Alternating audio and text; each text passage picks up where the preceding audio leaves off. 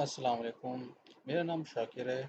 आज मैं आपको बताऊंगा कि आप जो है वो CRUD operation, mean, query update, delete and insert operation on any database table using following OData methods. In SAP, we use four type of methods, uh, जो कि डिलीट एंटिटी है, गेट एंटिटी है, गेट एंटिटी सेट है और update entity है। इन सबको मैं आपको वन बाय वन बताऊंगा कि हम कैसे इनको यूज़ करते हैं और कैसे हम इनको यूज़ करते हुए अपने डेटाबेस टेबल्स जो कि एसएपी में मौजूद होते हैं उनको हम कैसे यूटिलाइज़ कर सकते हैं, उनको कैसे अपडेट कर सकते हैं, उन रिकॉर्ड्स को कैसे हम डिलीट कर सकते हैं और इन मेथड को यूज़ करते हुए हम कैसे अपनी क्यूरीज़ को एग्जीक्यूट कर सकते हैं और उन क्यूरीज़ को टेस्ट कैसे कर सकते हैं और हम कैसे इफ़ेक्टिवली इन मेथड्स पे काम कर सकते हैं वाया ओ डेटा सर्विस ऐसे भी। तो चले चलते हैं स्टेप बाय स्टेप अपने स्टेप बाय स्टेप ट्यूटोरियल में। सबसे पहले हमें जो है वो एक प्रोजेक्ट कॉन्फ़िगर करना पड़ेगा for our O data service. अब प्रोजेक्ट कॉन्फ़िगर करने के लिए हमें जाना होगा टी ट्रांजैक्शन कोड SEGW में और वहाँ पे हमें प्रोजेक्ट का नाम देना पड़ेगा और उसके बाद उसका हमें जो आप स्क्रीन पे देख रहे हैं, जैसे कि स्क्रीन पे देख रहे हैं आपको हमारे बिल्कुल लेफ़्ट पे एक न्यू का बटन है, new file type of icon है जो कि स्क्रीन पे मौजूद होता है। इस पे हम क्लिक करेंगे। हमारे सेकंड स्टेप में हम जो है वो प्रोजेक्ट नेम देंगे, पैकेज नेम देंगे और अगर हमें इस चीज़ को, इसमें ऑब्जेक्ट्स को जो है वो ट्रांसपोर्ट नहीं करना, जो कि अभी हमें नहीं करना, हमें लर्निंग कर रहे हैं, तो हम सिर्फ इसको डॉलर टाइम दे देंगे in our project, in our package name field में। जैसे कि आप स्क्रीन पे देख रहे हैं, मैंने इस प्रोजेक्ट का नाम जो है ZALSK_सेल रखा है और इसका पैकेज जो है वो डॉलर टाइम दिया है। हम अपने थर्ड स्टेप में हम जो है वो डेटा मॉडल फोल्डर पे हम राइट क्लिक करेंगे और फिर वहाँ पे हम सेलेक्ट करेंगे DDIC स्ट्रक्चर। मैं आपको बता दूँ DDIC stand for data dictionary structures which are lying under the data dictionary of SAP.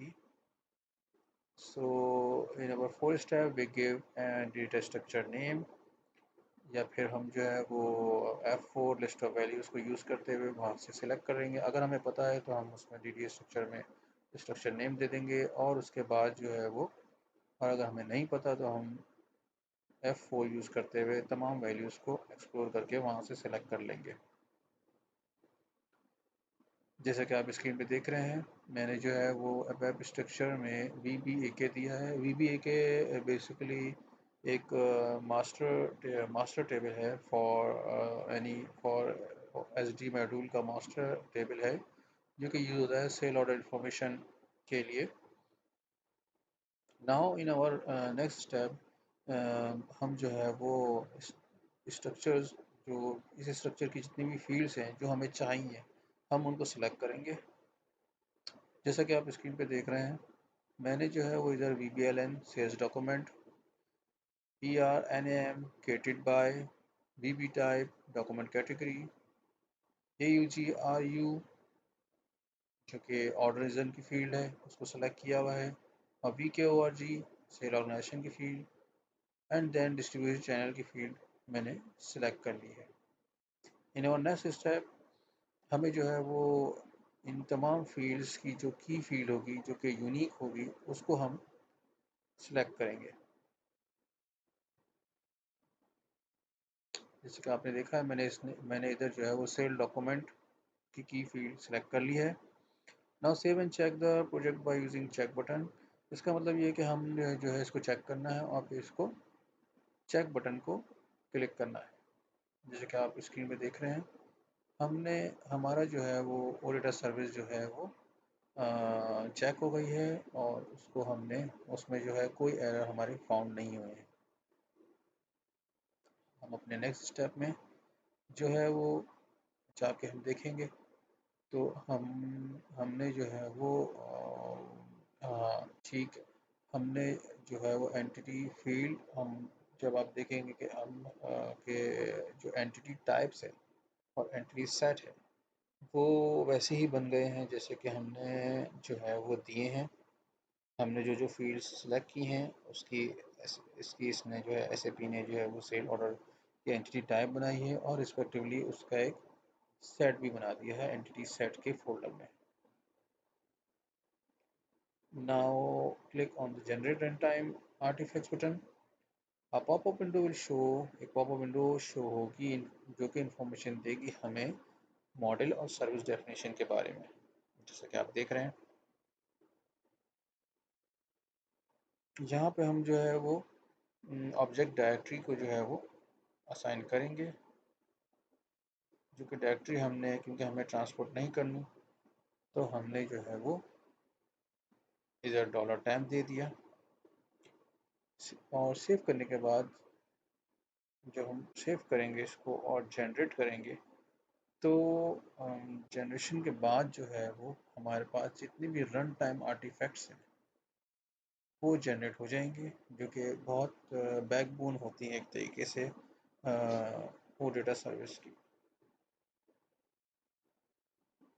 यहाँ पे आप नोट करें कि हमारे पास बेसिकली 4 फोल्डर्स एग्जिस्ट करते हैं वो डेटा सर्विस में। नंबर 1 डेटा मॉडल, जिसमें सारी एंटिटीज़ और एंटिटी सेट की इंफॉर्मेशन होती है। फिर सर्विस इम्प्लीमेंटेशन है, फिर रन टाइम आर्टिफैक्ट्स हैं और फिर सर्विस मेंटेनेंस की फोल्डर है। अब हम यहाँ पे हमारी जब सर्विस बन गई उसके बाद हमने जो है इस सर्विस को रजिस्टर्ड करवाना है और रजिस्टर्ड करवाने के लिए हमने जो है वो टी कोड यूज़ करते हैं iwfnd/mint_service and then we will click on the add service button। जैसे कि आप स्क्रीन पे देख रहे हैं ऐड सर्विस बटन है जो कि इस टी कोड में होता है। और जब हम ऐड सर्विस बटन पर प्रेस करेंगे तो ये हमसे पूछेगा उस सर्विस का नाम जो कि हम ऐड कर रहे हैं और उसकी इंफॉर्मेशन ये हमसे मांगेगा। और आप एक्सटर्नल सर्विस नेम हम मालूम कर सकते हैं from the run time artifacts folder.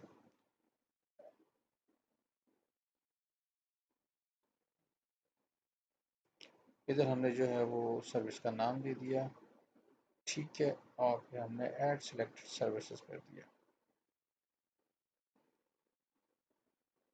अब हम इसको पैकेज का नाम देंगे as per requirement and click okay button.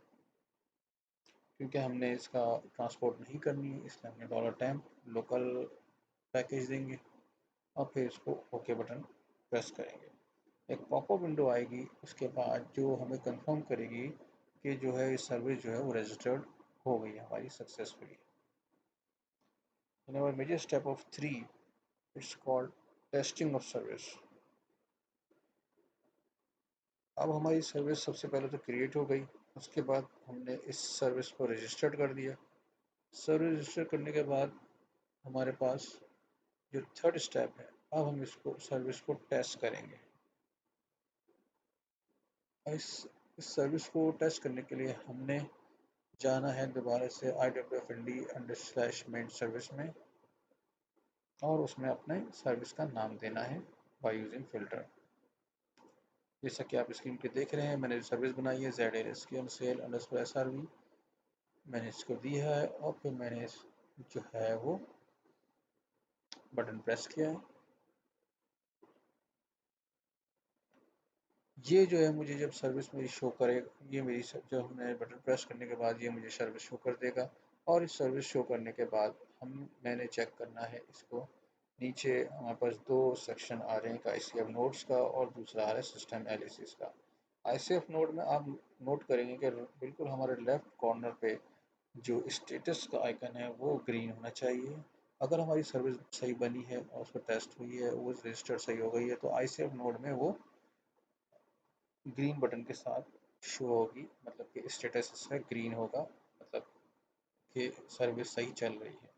और हमारे राइट हैंड पे सिस्टम एलियास होगा, जो कि किसी भी सिस्टम ट्रांसफॉर्मेशन में, किसी भी सर्विस को ट्रांसपोर्ट करने के लिए बेसिकली यूज़ होता है। Now click on get radio button and then execute button. हमारे जो ऊपर लेफ्ट हैंड पे है, जैसे कि आप स्क्रीन पे देख रहे हैं, जब हम इसमें नीचे जो हमारे पास ICF नोड वाले सेक्शन में एक बटन है SAP गेटवे क्लाइंट, इस पर क्लिक करेंगे। इस गेटवे क्लाइंट को क्लिक करने के बाद हम गेटवे क्लाइंट वाली स्क्रीन पर चले आएंगे। उस स्क्रीन में हमारे पास दो बटन आ रहे होंगे। एक ऊपर जो है वो 4-5 बटन है, जिसमें हम सारी अपनी जो ओ डेटा सर्विस है इस गेटवे क्लाइंट में ही टेस्ट करते हैं।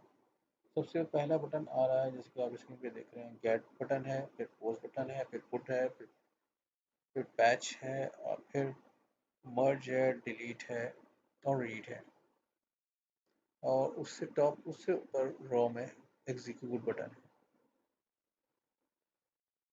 तो जब हम इधर इस स्क्रीन पर आ गए सक्सेसफुल, तो हम इधर जो है वो अपनी जो ओ डेटा सर्विस है उसको जो है वो ऑटोमेटिकली, आप देख रहे होंगे कि रिक्वेस्टेड URL में ऑटोमेटिकली जो हमने सर्विस एक्सप्लोर कर रहे हैं उसका नाम आ रहा है।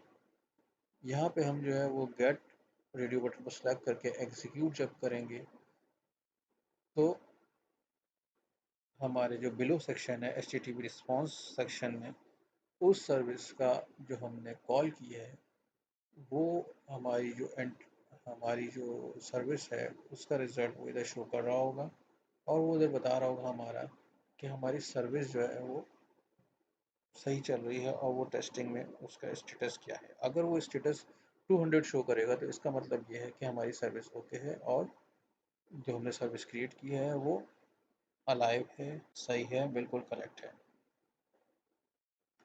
अच्छा जी, अब हमारी सर्विस बन गई, हमारी टेस्ट हो गई। अब हमें फोर्थ स्टेप में हमने जितनी भी हमारी कस्टम लॉजिक है, जो हमारी काम है, जैसे कि अपडेट है, डिलीट है, एटसेट्रा, जितनी भी कोड ऑपरेशन है उनको हमने अप्लाई करना है।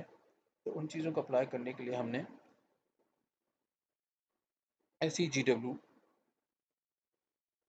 कोड में दोबारा जाएंगे। SEGW कोड में जब हम गए तो हमारे पास राइट हैंड पे जो रन टाइम आर्टिफैक्ट है हम उसमें जाएंगे, और रन टाइम आर्टिफैक्ट्स के हमारे पास जब हम उसको एक्सप्लोर करेंगे तो उसमें हमारे पास जो DPC_EXT वाली जो रन टाइम आर्टिफैक्ट है उस पर डबल क्लिक करेंगे। जब हम उस पर डबल क्लिक करेंगे तो हमारे पास उसके जितने भी मेथड्स हैं वो हमारे पास आ जाएंगे। जैसे कि आप देख रहे हैं कि हमारे पास जो है वो आ रहे हैं मेथड्स के फोल्डर में। जब हम ऑब्वियसली आपने नोट किया होगा, जब हमने अंडरस्कोर DPC_EXT पे क्लिक किया तो ये SCAT वाली स्क्रीन पे ले गया, जो कि एक्सप्लोर कर रहा है इस क्लास को, इसके तमाम मेथड्स को। इसका मेथड्स में जब आप इसको एक्सप्लोर करेंगे तो ट्री स्ट्रक्चर में हमारे पास सारे मेथड शो हो रहे हैं जो कि इम्प्लीमेंट होने हैं, जिसमें क्रिएट एंटिटी है, डिलीट एंटिटी है, गेट एंटिटी है, गेट एंटिटी सेट है। तो सबसे पहले हम जो है वो जो मेथड हम यूज़ कर रहे हैं वो है get entity set. Get entity set में डबल क्लिक करेंगे, और जो बिलो कोड है जिसमें हम सेलेक्ट कर रहा हूँ मैं BBAK को, और उसको एक टेबल में जो कि ET_एंटिटी सेट है, और इसके अप टू 5 रोज मीन्स के मैंने सिर्फ 5 रोज इसको गेट कर रहा हूँ बाय यूजिंग क्यूरी।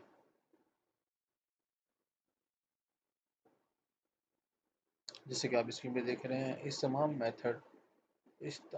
इस मेथड को इस मेथड में जो कस्टम लॉजिक ऐड करने के लिए मुझे जो है वो राइट क्लिक करूँगा मैं गेट एंटिटी सेट पे, और उस पर ऑप्शन नंबर 3 सेलेक्ट करूँगा रीडिफाइन का।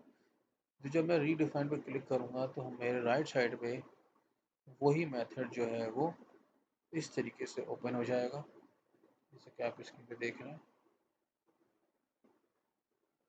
इस तरीके से ये ओपन हो जाएगा और इसमें मैं अपना कस्टम कोड जो भी मैंने अभी आपको बताया वो ऐड कर दूंगा।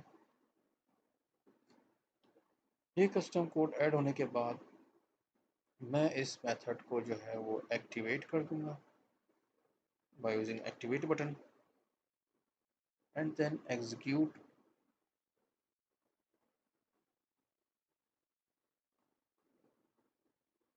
सिलेक्ट एंटिटी करूंगा और देन एग्जीक्यूट जब मैं करूंगा तो